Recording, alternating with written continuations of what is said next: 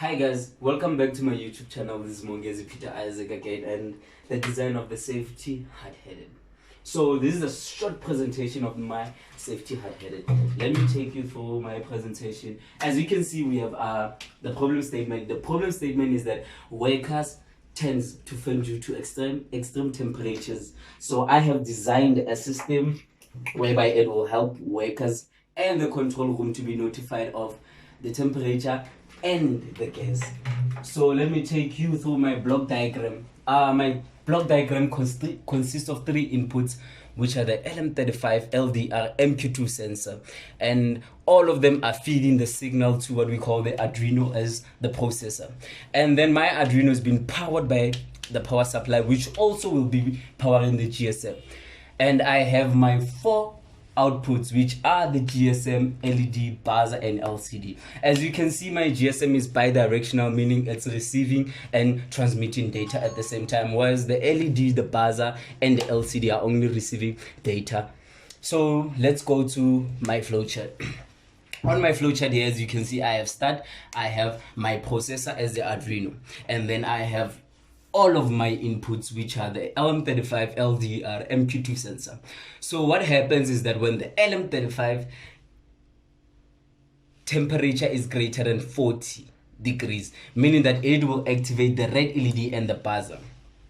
And that signal is being fed to the GSM. But before being fed to the GSM, we have what we call an external power supply. That power supply it has to be on so that the signal will be sent to the GSM, and the GSM will send a text message to the control room or notify the control room that worker number 4 is exposed to extreme temperatures. But when the temperature is less than 40 degrees Celsius, it means that the red LEDs and the buzzers will be deactivated, and then the signal is being fed back to the processor. So if it happens that the temperature is greater than 40, but then the power supply is not activated or is not on, it means that the GSM won't work, since everything is controlled by its own power supply. So let's go to the light dependent resistor. If it is exposed to darkness, it will activate the white LED so that workers might be able to see or work during night.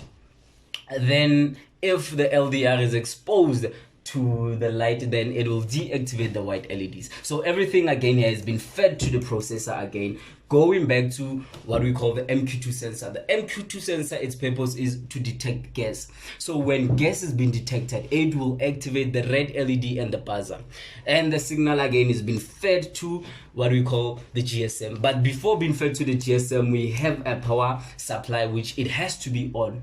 So if it's on, it will send a message to the control room to notify the control room that worker number 4 is exposed to gas.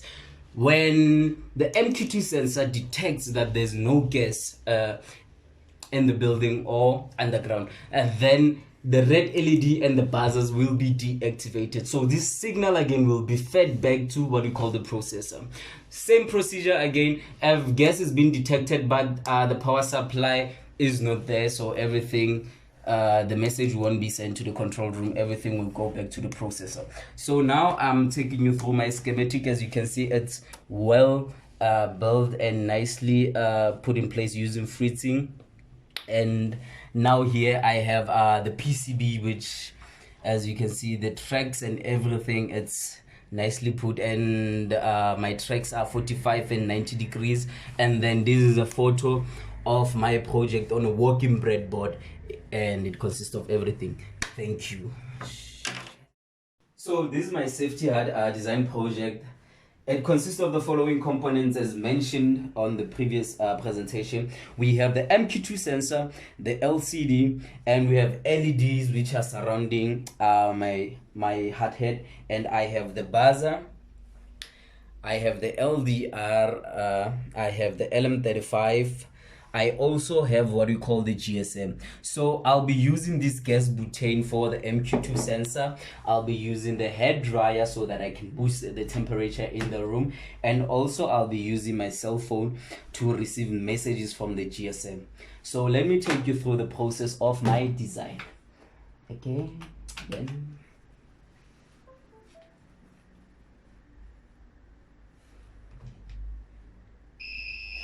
So now as you can see,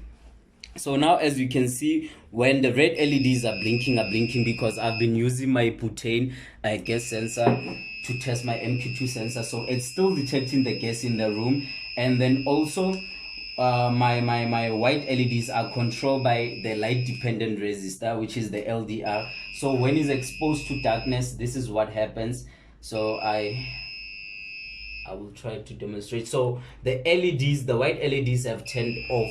So when the temperature is above the set point, as you can see, the red LED also will be activated, and the GSM will send a message to the control room, which is my phone, explaining that worker number 4 and some other workers are exposed to gas and others are exposed to high temperatures. Thank you. Bye bye.